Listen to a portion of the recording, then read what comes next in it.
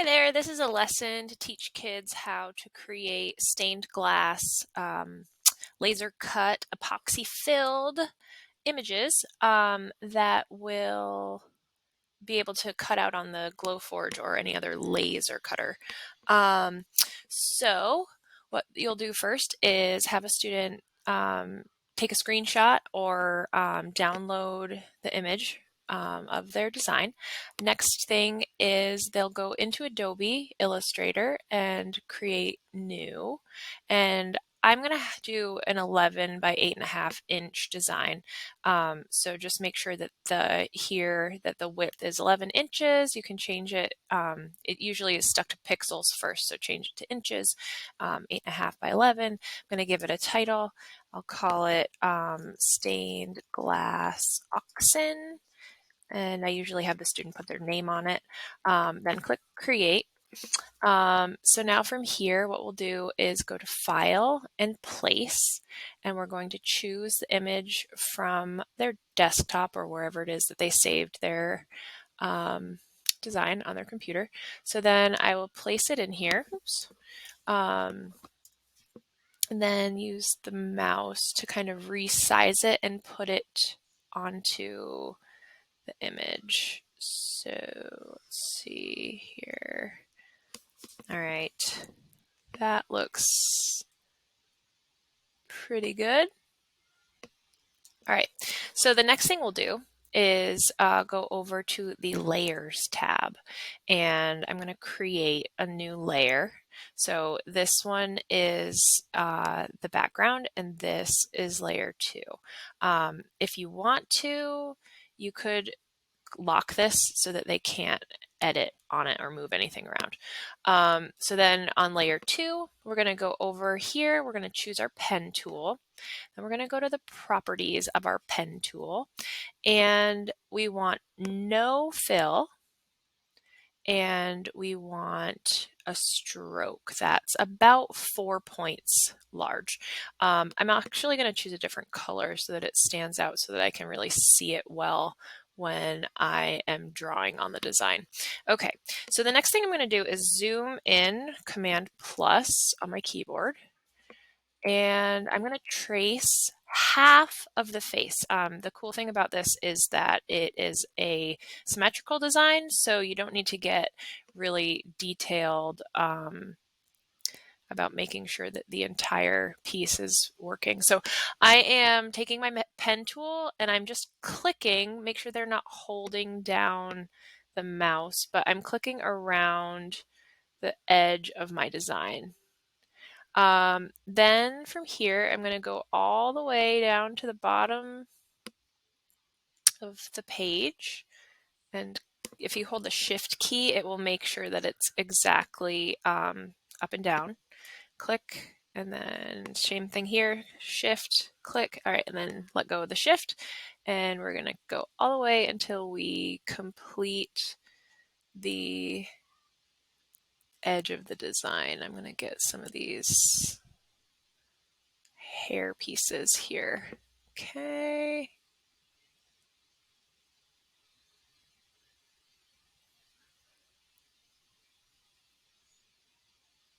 All right. So it's important that they actually connect the edge so that this is a completed design so that it is all one piece. So to make sure that it's one piece, when you click on the very first point, it will finish off so that you don't have a line left over anymore. The next thing I'm going to do is push Command A, which selects my entire design. I'm going to click into the stroke here. And on the stroke, I'm going to do a rounded cap and a round join. And that's going to make it so that, here, I'll undo that for a second. Initially, it had pointed corners, the miter joint. So these go way up, and I don't really like the way that that looks. So I'm just going to make it rounded like that. Okay. Next thing I'm going to do is go back to my pen tool again, and I'm going to trace the most significant features of this animal. So I'm going to trace around the eye, just the edges of it. I kind of want to get his little eyelash there because I think that's really cute. Okay, and then the same on the top, actually. I will start on the eyelash and go to here, kind of trace these points exactly, and end at the point that I finished. Let's do the nose.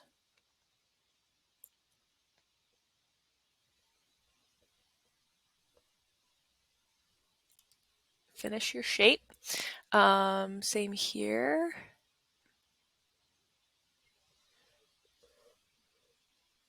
And then do the mouth. Okay. Next up, we are going to, you know what? I'm going to do the horn as well. I'm just going to go over the original outline shape. Completed shapes are key to this. So that you don't want to have any just stray lines that are in it. You want to make sure that every piece is a closed shape. So what I mean by that is if you go, you can check this out. If you go to the layers tool and you click the little drop down here, you can see that these are all full pieces. They're not individual lines. Let me show you what I mean by that. So if I had just a line on here, and then it's not completed, you can see that this path is not a full path. So that would not work. So I'm going to delete that. Okay, so now from here, what we're going to do is we are going to make triangles on the inside of our design. So I'm going to start clicking. And the key is you want to start clicking not on an existing point. So you want to start in the middle of your design and then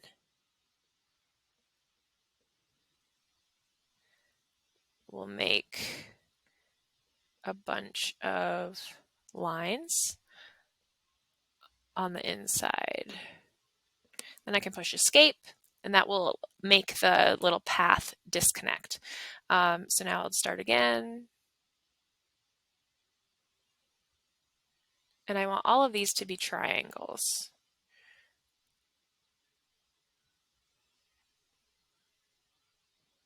Okay. And actually, if you're going to fill it with epoxy, the bigger the triangles, the better. It's just easier to fill in larger areas with epoxy if they're big. So here again, you know, this is not a completed path for this piece, so I can push escape. All right, so then from here, so you get the idea. I'm filling all of these in. The triangles.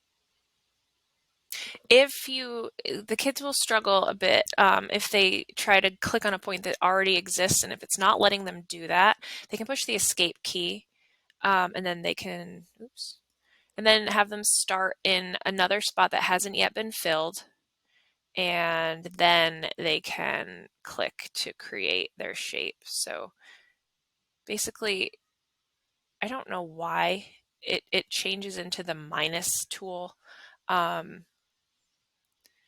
but it is fine that that happens.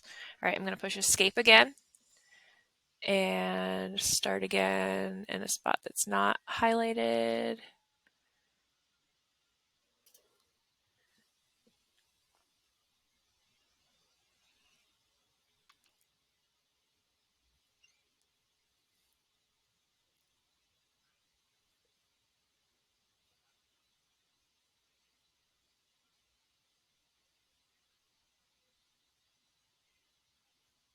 Okay. So once you get it to the point that you're happy with it, you can push escape if the line is still there. I'm going to zoom back out a bit.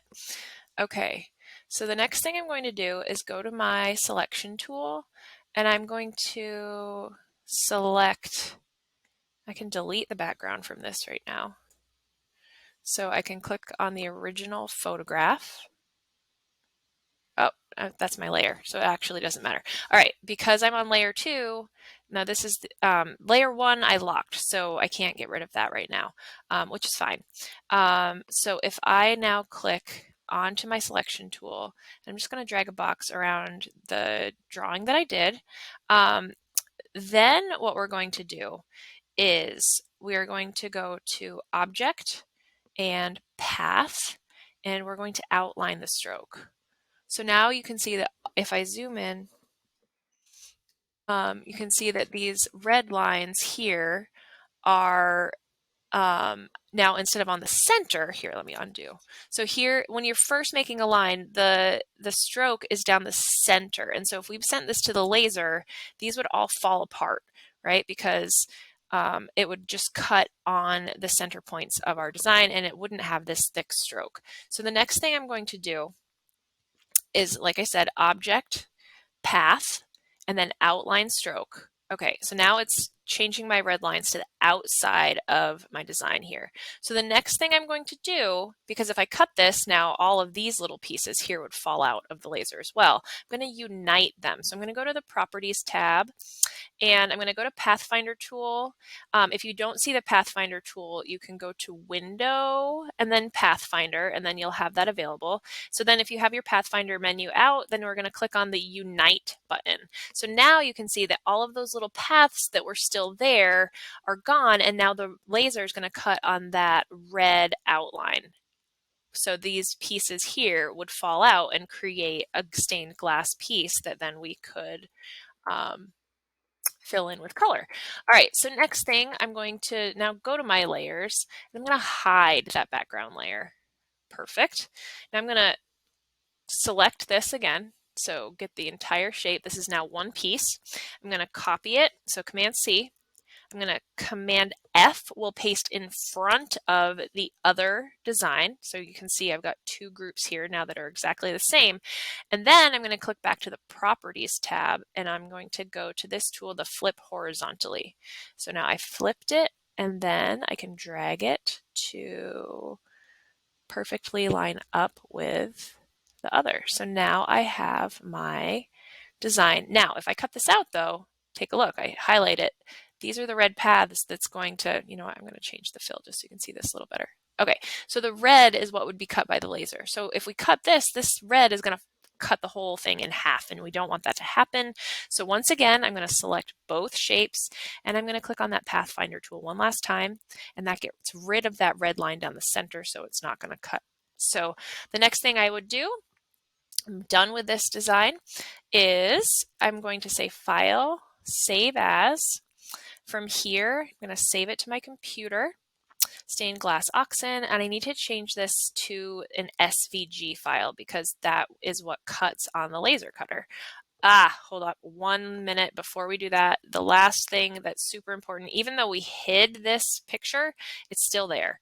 So I'm going to click the unlock button, click on the layer, and click delete. So now, if I click on this, I can delete it and, hold up, layer, and just click on this original design. Why is that not working? Click on the picture.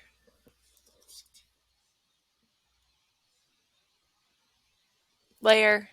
All right, let's right click on my layer. Sorry, Control, Command, Control.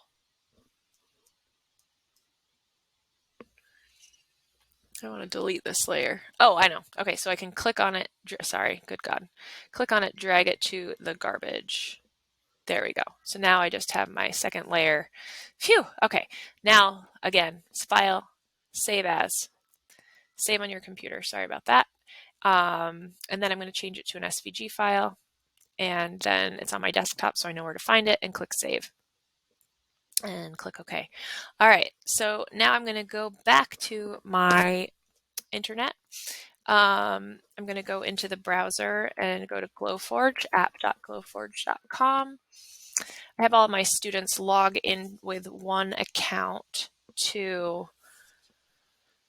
our school account, and I give them all the passwords so they all log in and put their designs all on the same account.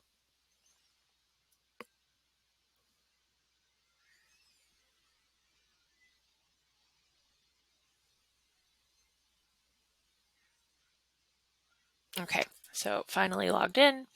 Now I'm going to click the Create button here, and I'm going to do a new blank design. You can also upload it directly from here. But here's the material that I already have in the machine. I'm going to click plus, import artwork, upload. I'm going to go to my desktop. And here is the stained glass oxen, and open. Actually, I have a couple different Glowforges, so let's see what's in the other machine. Change it to my plus. All right. I guess I'll go back to the Glowforge. Here's this. Okay. So basically you would have the student move the design onto the material that they have.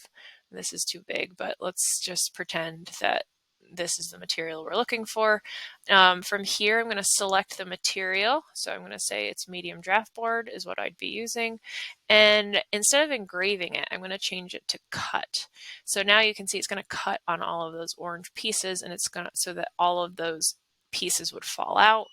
And then you just click print, and that will create the outline that then we can go ahead and fill in with epoxy. When you're ready to fill it with epoxy, I take packing tape, the clear packing tape that you would put on a package that you'd send in the mail, and I stick it around so that all of these pieces are completely covered in tape to the external piece. I push it down really tight with a piece of wood or plastic, and then I would go ahead and mix up different colored epoxy, and I would fill in these pieces and make sure that whatever color they fill on this side, they also fill over on here on this side. So, I mean, you can do different variations if you'd like, but that is how I do my design, stained glass piece. Let me know if you have any questions. Thanks so much.